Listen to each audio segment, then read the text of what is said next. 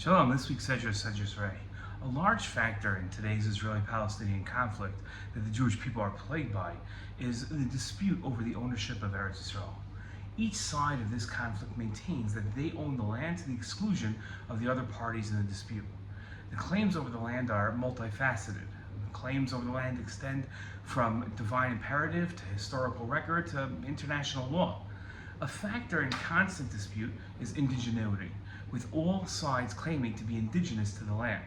This is a difficult claim for all sides to make, since the Torah records that there were people living in the land before Jews and Arabs ever got there. One issue many Jews grapple with is how to understand the divine command for the Jews coming up from Egypt to wipe out the Canaanites from this land. Many Jews have difficulty understanding the morality behind wiping out a nation in order to take their land. In our Torah portion, we read the following psukim. When your God has cut down the nations that lie before you, that you are about to enter and dispossess, and you have dispossessed them and settled in their land, beware of being lured into their ways after they have been wiped out before you.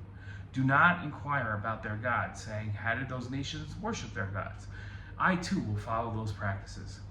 God says three things in this verse. First, that God will cut down the nations. The Jews will dispossess the inhabitants of the land, and the Jews will settle the land. In his commentary to this verse, the Chizkuni wrote about the phrase, and to dispossess them on your account, and said that the words on your account is actually a continuation of the beginning of the verse, where it says, when your God has cut down the nations that lie before you. Displacing the people of the land is a direct ramification of God cutting down the inhabitants of the land. What do the people of the land do to deserve being cut down and dispossessed? In his commentary to these verses, Rabbeinu Bachia wrote the following. He said that the reason the inhabitants of the land of Canaan forfeit their land is that they practiced all the cults and idolatry, which are an abomination to the Lord. The very manner in which they practiced their idolatry was so abhorrent to the Lord your God, especially the cult of child sacrifice. Rabbeinu Bachia continued in his commentary. A midrashic approach to the words, God has cut down the nations, taught that we may best understand the need for this paragraph by means of a parable. A king had planted a vineyard in his field, a field which also contained great cedar trees as well as thorns and weeds. The king cut down the trees, but left the thorns untouched.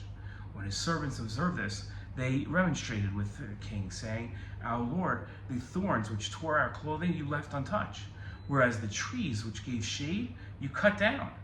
The king replied, if I had uprooted the thorns and left the trees standing, what would I use to fence off my vineyard? This would not have been an appropriate way of doing things. The way I have done things provided me with lumber for the fence and provided more sunshine for my vineyard to produce good grapes. Israel is viewed as God's vineyard, as we know from Yeshayahu, where he wrote that for the house of Israel is the vineyard of the Lord of hosts. When God made the Israelites enter the vineyard, i.e. the land of Israel, he had already cut down the mighty cedars, meaning the Amorites who lived there, people as powerful as oaks. But he left the children and grandchildren of these powerful Amorites in the meantime until the Israelites arrived, so they would tend the land, the vineyard, pending the Israelites' arrival. The land of Israel belongs, like all other lands, to God, and it's up to God to determine who gets to govern the land. The inhabitants of the land forfeited their rights to the land by worshiping idolatry. God then deemed it that the Jewish people should settle the land. And that's the morality behind our conquering the land and displacing other people in order to take it. Shabbat Shalom.